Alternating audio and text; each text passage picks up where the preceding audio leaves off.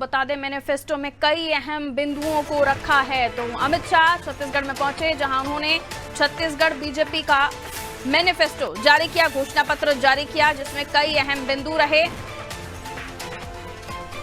3100 रुपए में धान खरीदी की जाएगी। देखिए, ये जो धान खरीदी की राशि है, इस पर भी काफी वेट एंड वॉच की स्थिति थी। ये दोनों ही, क्योंकि पिछली बार जो कांग्रेस की सरकार आई थी तो धान खरीदी का मुद्दा और उसकी राशि, इस पर काफी फोकस था इस बार। और धान खरीदी के मुद्दे पर काफी सियासत छत्तीसगढ़ में देखी जा रही थी। तो पहला जो गारंटी दी गई है बीजेपी की तरफ से छत्तीसगढ़ में, कहा कि 3100 रुपए में धान खरीदी, 21 क्विंटल खरीदेंगे धान। और इसके अलावा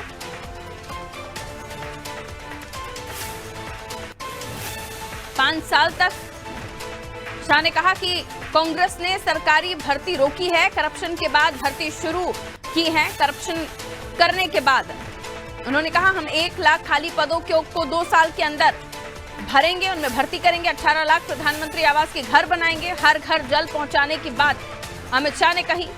तेंदुपत्ता संग्रहण 5500 रुपए प्रति मानक बोरा करेंगे। चरण पादुका योजना की राशि जारी करेंगे। 4500 रुपए का बोनस अतिरिक्त संग्रहण करने वालों को बीजेपी देगी। क्या कुछ अमित शाह के भाषण की बड़ी बात रही इस मैनिफेस्टो को जारी करते समय, वो भी आपको बतला दें। तो देखिए, प्रति एकड़ 21 क्विंटल धान खरीदने की तो बात कही है। इसी के साथ आपको बता दें, 3100 रुपए में समर्थन मूल्य पर धान खरीदी की बात कही गई है। तुष्टीकरण की बात उन्होंने की। गोबर घोटाले की बात करते हुए नजर आए। भ्रष्टाचार में किस तरह से बढ़ोतरी हुई है, ये उन्होंने कहा। और बीजेपी के 15 साल को भी उन्होंने यहां पर रखा। नंदलाल हमारे साथ जुड़े हुए हैं छत्तीसगढ़ से, हमारे सहयोगी में बताएंगे कि क्या कुछ अहम बिंदु रहे इस घोषणा पत्र के, और अगर कांग्रेस से इस पर कोई रिएक्शन आया, कोई प्रतिक्रिया आई हो, तो वो भी बताएं। नंदलाल जी बिल्कुल। अभी तो जो है फिलहाल अभी जो है घोषणा पत्र लॉन्च करने के लिए जो केंद्रीय सहकारिता एवं गृह मंत्री अमित शाह का यहाँ पर छत्तीसगढ़ दौरा रहा, और अभी उन्होंने पूरे सभा को संबोधित करते हुए पूरे जो है घोषणा पत्र जो है 50 बिंदुओं का यहाँ पर जो है उन्होंने जिक्र करते हुए पूरे सारी चीजें बताई हैं। और मुख्य रूप से जो है महिलाओं के लिए, युवाओं के लिए और किसानों के हित में जो है उनका घोषणा पत्र जारी हुआ है।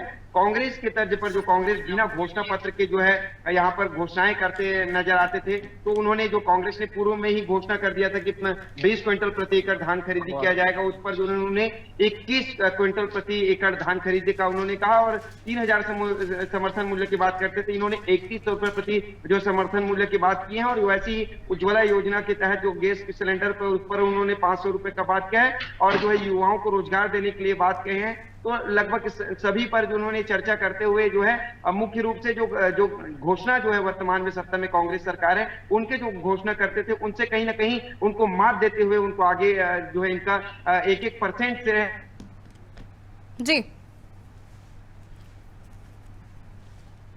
सभी पर जो है भारतीय जनता पार्टी के यहाँ पर घोषणा पत्र जो है आगे नजर आ रहे हैं। आप इसको भी देख सकते हैं कि किस प्रकार से जो है महिलाओं के आरक्षण को भी लेकर उन्होंने जिक्र किया, और साथ में जो है नाकामियों को भी उन्होंने जिक्र करते हुए कांग्रेस सरकार के किस प्रकार से घोटाले हुए, चाहे कोल घोटाला हो, गोबर घोटाला हो, चाहे पीएफसी घोटाला हो, चाहे शराब घोटाला हो, चाहे होर्डिंग घोटाला हो, इनको लेकर उन्होंने संकट नजर आया। और जितने भी पूरे वहां पर जो है प्रदेश प्रभारी रहे, और इनके साथ जो है पूर्व मुख्यमंत्री डॉक्टर रमन सिंह रहे, और नेता प्रतिपक्ष नारायण चंदेल के साथ तमाम जो नेता मंत्री हैं और वो शामिल रहे, और पूरे यहाँ पर जो है उनका समर्थन करते नजर आए। और कहीं ना कहीं ये कांग्रेस के लिए एक देखा जा सकता है, क्योंकि कांग्रेस को मात देते हुए इनके जितने भी घोषणा अभी जारी किए हैं, और क्योंकि विस्तार से पूरी घोषणाएं नहीं की हैं, अभी और विस्तार से भी जानकारी जो है हमें जो सामने आएंगी। अभी फिलहाल उन्होंने समय का अभाव होते हुए जो है अमित शाह ने जो जितने भी अभी घोषणा जारी किए हैं, चाहे वो उसमें से मुख्य रूप से अब देखिए, क्योंकि किसान बहुल्य क्षेत्र है, इसलिए यहाँ पर 3100 रुपए की बात कर रहे हैं अगर समर्थन मूल्य देने की बात। और यदि अगर प्रति क्विंटल अगर धान की उपज अगर होती है